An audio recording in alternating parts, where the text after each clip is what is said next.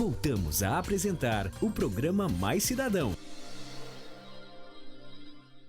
Bom, pessoal, no primeiro bloco do nosso programa, nós mostramos para vocês os riscos causados pelo uso dos chamados anabolizantes, que no primeiro momento parecem ser uma opção ideal devido à rapidez em sua resposta, músculos.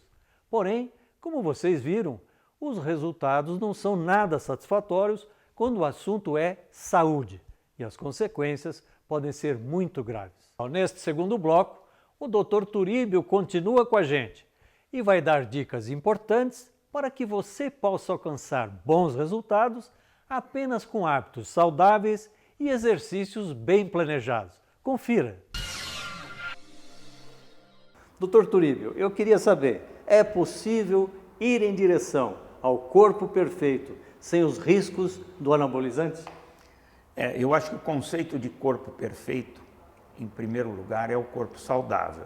Certo. Eu acho que esse é o valor maior. É costume a gente considerar que quando alguém investe em programas de atividade física, de cultura ao corpo, existem 2 degraus a serem galgados. Vamos lá, gente, vamos prestar atenção. O primeiro degrau é o degrau da saúde. Certo. O segundo degrau é o degrau da estética.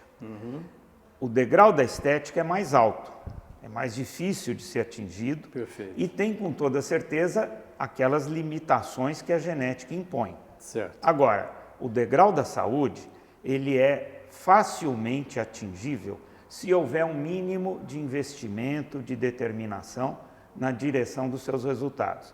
E existem aqueles resultados que a gente costuma chamar de menos visíveis ou até de invisíveis. Certo. Que não são resultados que se possa observar no espelho, que não se possa eventualmente medir com uma fita métrica, com uma balança, né? Mas são resultados que promovem saúde, ou seja, controle da pressão arterial, redução do colesterol, redução da glicemia, prevenção de doenças. Ninguém enxerga isso como resultado estético. Mas a própria pessoa sente isso. Com toda certeza, é exatamente o que a gente chama de promoção de saúde. Certo. Esses resultados estão ao alcance de todo mundo que fizer um mínimo de investimento em relação a programas de atividade física. Certo. Agora, os resultados estéticos vão depender das limitações genéticas, vão depender inclusive de um investimento mais a longo prazo. E como é que faz para orientar as pessoas relativamente a essa diferença entre a busca desse sonho de ter o corpo mais saudável e tudo, com e sem a orientação de profissionais adequados? As academias hoje têm condições de ser esse elemento de suporte, de boas informações e atingimento dessas metas? Eu acho que, fundamentalmente, o que é importante é uma boa orientação. É fundamental que por trás desse programa exista uma boa orientação. Então, o profissional da área de exercício, o professor de educação física, principalmente, e os profissionais que têm formação adequada para dar essa orientação, é que representam, com toda certeza, o elemento importante no resultado a ser atingido. Bom, nós falamos dos anabolizantes, dos seus efeitos negativos. Vamos falar agora do suplemento alimentar, aquele que leva para o lado saudável. Quais são, como que podem ser dosados no organismo? Em primeiro lugar, é importante que a gente faça uma rápida definição do que é o suplemento nutricional. Certo, vamos lá. E até já de início se faça a distinção entre suplemento e medicamento, que é o anabolizante. Certo. O anabolizante é um hormônio, é um medicamento, como são diversas drogas que às vezes são usadas aí de forma inadequada. Certo. Já o suplemento, em essência, é um alimento. O que tem dentro de um pote de suplemento? O que existe ali são alimentos isolados. As moléculas que existem nos alimentos que nós ingerimos são as mesmas moléculas que nós temos que encontrar dentro do pote de suplemento. Qual é a vantagem que o suplemento pode trazer? Na verdade, por ele ser isolado, ele proporciona um uso mais pontual. Ou seja, existem determinadas situações em que determinados nutrientes são mais necessários. Existem momentos que nós precisamos, por exemplo, de mais proteína. Certo. Então, o suplemento pode proporcionar uma proteína isolada, sem gordura, sem carboidrato, sem outros elementos que às vezes um alimento natural obrigatoriamente vai trazer. É interessante lembrar que suplemento é um recurso que historicamente sempre se utilizou. Certo. Quando nós usamos aqueles produtos que a mãe costuma colocar no leite da criança para enriquecer o leite, o que ela está usando é um suplemento. São os mesmos nutrientes que estão naqueles potes que quem faz atividade física muitas vezes vai utilizar. Só que, quando utilizado, às vezes, associado a programas de atividade física, pela linguagem de comunicação que às vezes as empresas que comercializam utilizam, cria-se uma espécie de um estigma em relação ao suplemento, muitas vezes até confundindo com o esteroide anabólico. Compreendi. E levando a uma informação inadequada. E as pessoas da melhor idade? Para essas pessoas, o que nós podemos dizer em relação às recomendações do exercício e também do suplemento alimentar? Eu acho que o indivíduo, a partir de uma certa idade, eu diria até que ele acaba tendo até muito mais benefícios quando faz um programa de atividade física do que o indivíduo jovem. Porque o indivíduo jovem está muito mais perto, digamos assim, de um limite que a própria saúde e a própria fase de desenvolvimento estabelecem. O indivíduo de mais idade, se não atentar para a necessidade de se manter ativo, de investir em programas de promoção de saúde, ele vai ficar cada vez mais distante desse limite que a natureza impõe. Certo. Então, digamos assim, o risco de regressão funcional para aquele que é mais idoso é ainda maior. Certo. E todo o preço que isso representa, em termos de perda de massa muscular, em termos de perda de massa óssea, em termos até de, digamos assim, de comprometimento de saúde, de um modo geral, e das próprias articulações.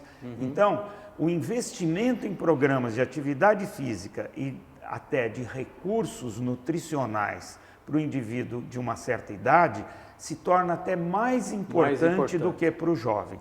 E isso é um paradigma que, de uma certa forma, até está sendo derrubado, porque há algum tempo atrás parecia que existia uma barreira para o indivíduo mais idoso frequentar academia, fazer exercício e até em ambientes onde os próprios jovens também frequentam. E isso, felizmente, é uma barreira que está sendo derrubada. Tá bom, para a gente concluir, eu queria que você dissesse, se alguém procura aqui o Physio Institute para conversar com vocês e buscar essa orientação, como é que vocês começam? Aqui no nosso instituto a gente tem, em primeiro lugar, a possibilidade de atender a quem tenha problemas do ponto de vista fisioterápico, ou seja, que tenha necessidade, às vezes, de tratar uma dor, um problema decorrente aí de um trauma ou de uma lesão, ou seja, de uma incapacitação funcional. A partir daí, a ideia não é só cuidar da lesão, a ideia é cuidar da prevenção também de lesões. Perfeito. E a promoção de saúde através de um programa adequado de exercício, que a gente procura oferecer para indivíduos das mais diferentes faixas etárias, onde o ponto de partida é sempre uma avaliação adequada, um diagnóstico das necessidades, que eu acho que deve ser o ponto de partida de qualquer orientação para programas de exercício, e aí uma adequação desse programa, levando em consideração aquilo que o indivíduo tem como carências, ou seja, o que é necessário valorizar para ele ter promoção de saúde e também, por que não, obter resultados estéticos para melhorar, além da saúde, a própria autoestima. O que você poderia dizer como palavras finais na prática para todo mundo que está nos assistindo, como que pode melhorar a sua performance? Eu acredito que o grande desafio hoje é a gente resgatar alguma coisa que o ser humano, pouco a pouco, infelizmente, está perdendo, que é o conceito de vida ativa. Acho que isso fala mais alto do que qualquer outra proposta de exercício visando o esporte, visando o rendimento. O fundamental é ser ativo, ou seja, é a gente não, digamos, se tornar refém daquilo que hoje a gente pode entender como os confortos da vida moderna. Certo. Que são aqueles recursos que, se nós não reagirmos, vão nos tornar cada vez mais, digamos assim, sedentários, ou seja, capazes de às vezes tentar resolver todos os problemas da nossa vida diária simplesmente apertando um botão. Esse é o grande mal da vida moderna, é a tendência da automatização em tudo. Para isso, nós temos que de fato reagir. Não significa não usar esses confortos, mas significa perceber que eles têm um impacto que nos levaria a cada vez regredir mais em termos de atividade diária.